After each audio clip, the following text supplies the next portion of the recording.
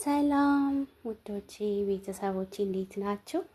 የምር እኔ የሆነ ነገር ልነግራችሁ ነው ዛሬ ይሄንን ለመቅረጽ የፈለኩት ማለት ነው። ይሄ በዚህ የኔ ክላስ ነው እና ምን ለማለት ፈልጌ ነው፣ ትላንትና የሆነ ቦታ ሄድን ማለት ነው ከሰዎቹ ጋር። ከዛ ስንሄድ የእውነት ሄደን በቃ ሰርተን ለፍተን በቃ ታውቃላችሁ እንግዲህ ሌላ ቦታ ሲወስዱን እንዴት ጥግርር ስራ እንደሚያደርጉን ማለት ነው። ከዛ ማታ ላይ ለመኝታ ስንሄድ ማለት ነው አልጋ የለም፣ ፍራሽ ጎትተን መሬት ላይ አንጥፈን ነው የምንተኛው ልጅቷ ስትለኝ የእውነት በጣም ነው ያዘንኩት፣ በጣም ማለት ነው። ይሄ ምንድነው? ይሄን ለምን ለማለት ፈልጌ ነው፣ እውነት አንዳንድ ቤት ላይ ማለት ነው።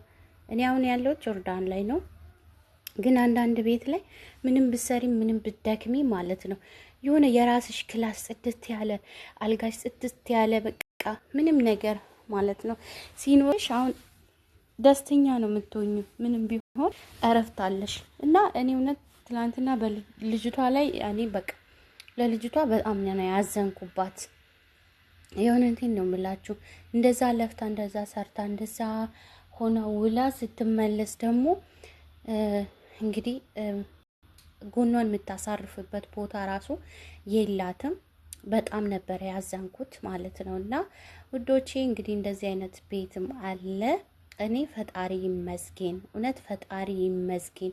እንደኔ ሳይሆን በቃ እውነት እሱ እንደፈቀደልኝ ነው የሰጠኝ። ያው ሰው ቤት ስንሰራ አንዴ መደሰት አለ፣ አንዴ መከፋት አለ።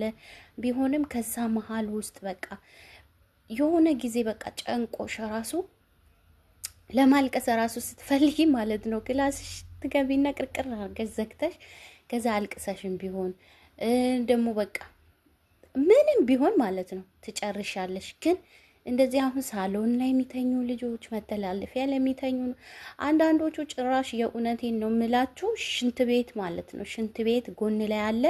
ከዛ በኩል በዚህ በኩል ደግሞ አንድ የሆነ ሶፋ አለች፣ ሶፋ ማለት ነው ሶፋ አለች። እሷን ጠጋ አድርገሽ እዛ ላይ አልጋ ልብስ ይሰጡሻል፣ እዛ ላይ ትተኛለሽ። እንደው ግፋቸው የእውነት እንደው ግፋቸው።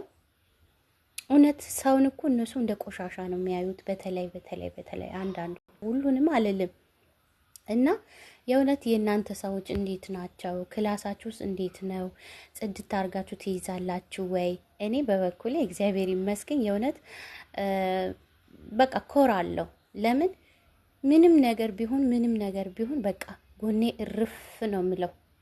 ስራዬን ጨርሼ ክላሴ ስገባ ደስ ነው የሚለኝ። እግዚአብሔር ይመስገንና ባለን ነገር እግዚአብሔር ማመስገን አለብን። ስንሰራም ደግሞ በቃ የነሱን ስራ ጨረስ አድርገን ቶሎ ብለን ማለት እዚህ ጋር ላብ አለች እናቴ ላብ እያለች ነው። እና ስራችሁን ጨርሳችሁ ስትመለሱ የእውነት ክላሳችሁን አጽዱ። እነሱ እንትን እስከሚሉ ድረስ አትጠብቁ። አሁን አንዳንድ መዳሞች ማለት ነው ክላሳችሁን ገብቶ ያያሉ። አንቺ ጽድት ታርከሽ ስትጠብቂያችሁ በቃ ደስ ይላቸዋል። ለምን እቺማ አገሯ ላይም እንደዚህ ጽዳት አላት ነው የሚሉሽ። ታውቂያለሽ፣ ራስሽን ማስከበር አለብሽ። በቃ ራስሽን አስከብሪ። የእውነት እነሱ አንቺ ራስሽን ካከበርሽ እነሱ ያከብሩሻል። የኔ ቆንጆ የእነሱን ስራ ብቻ ማየት የለብሽም። ራስሽንም ጽድት ማድረግ አለብሽ። ክላስሽንም ጽድት ማድረግ አለብሽ። ሌላው ደግሞ በቃ አሁን ቁምሳጥን አለ፣ የልብስ ቁምሳጥን አለ። እሱንም በቃ ልብሳችሁን አጣጥፋችሁ ምናምን ደግሞ ኮስሞቲክሶች ምናምን ያሉትን ሁሉ በቃ አስተካክላችሁ ታስቀምጡ። ይህ ልጄ መጣች ደግሞ እየረበሸችን ወዴት እንደምትረብሽ እና ሁሉንም ነገር እናንተ ስታስተካክሉ ማለት ነው እነሱንም ደስ ነው የሚላቸው። ስለዚህ በምትሰሩበት ስራ ሁሉ ጥንቃቄ አድርጉ። ሽንት ቤት የግል ካለ እኔ አሁን እግዚአብሔር ይመስገን የሆነ ሽንት ቤት የግል አለችኝ እና በቃ እንግዲህ ሽንት ቤቴ ውስጥ ብዙ እቃ ነው የሚቀመጠው። ግን ቢሆንም እቃውን ወደ ጎን አረግና ጽድት አድርጌ መሀሉ ክፍት ይሆናል። ከፍታ ገብታ ስታይ ያኔ እኔ ብቻ አይደለም የምጠቀመው እኔ ሽንት ቤቱ ለብቻ ነው የምጠቀመው፣ ግን እቃ ስላለ ገብታ ታያለች። ሀታ ሰውየውም ገብቶ ያያል።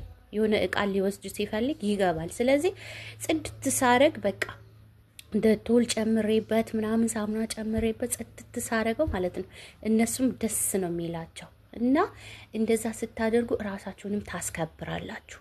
እሺ ነገ አንቺ ስትሄጂ ሌላ ሰራተኛ ትመጣለች። ስትመጣ በቃ አንቺ ጽዱ ከሆንሽ ያቺ ሰራተኛ እኮ እንዲህ ነበረች። እነሱ ሲጀመር ማውራታቸው አይቀርም። ጽዱ ከሆንሽም አልሆንሽም እንግዲህ ሌላ ሰራተኛ ሲመጣ አንቺን ለእነሱ ማውራታቸው አይቀርም። ስለዚህ በከፍታ ላይ እንዲያስቀምጡሽ ከፈለግሽ አንቺም ደግሞ በጽዳት ክላስሽን በጽዳት በቃ የምታደርጊውን ነገር ሁሉንም በጽዳት እያደረግሽ ከነሱ ጋርም ተስማምተሽ እንድትኖሪ እመክርሻለሁ እህቴ።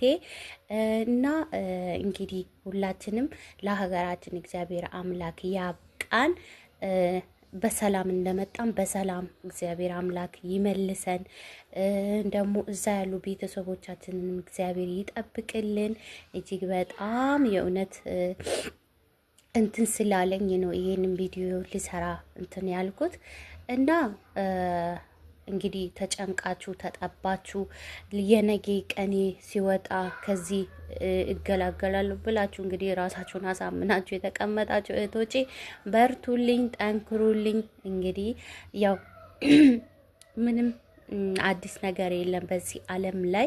እኛ በዛ ቢባል 2 አመት 3 አመት 4 አመት ከዛም በላይ ያው እግዚአብሔር ከፈቀደ እንሰራለን፣ ካልፈቀደ ደግሞ ሀገራችን ገብተን በቃ በቤታችን እናርፋለን።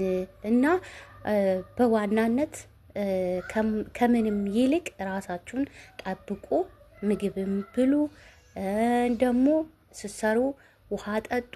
ለምን ቆመን ስንሰራ ለምንም ነገር ያው ለኮላሊታችንም ጭምር ውሃ በጣም ጠቃሚ ስለሆነ ውሃ እንጠጣ። ያገኘነውን ነገር ሳንራብ እንብላ። በቃ ራሳችንን ጤንነታችንን እንጠብቅ። ደግሞ በዛ ላይ ሰርፕራይዝ ረመዳንም እየመጣ ነው። እንግዲህ ቀበቷችሁን ጠበቅ አርጋችሁ እሰሩ ሁላችሁም። እና ውዶችዬ የኔ ጎበዞች፣ እኛ እንግዲህ አንዳችን ለአንዳችን እንደዚህ አይነት ሙገሳ ካልሰጠን ማን ሊሰጠን ነው? ለኛ አስቡ እስኪ፣ ማን ሊሰጠን ነው? እግዚአብሔር። እኛ እኮ ነገ ሀገር እናስተዳድር ብንል እናስተዳድራለን። ለምን?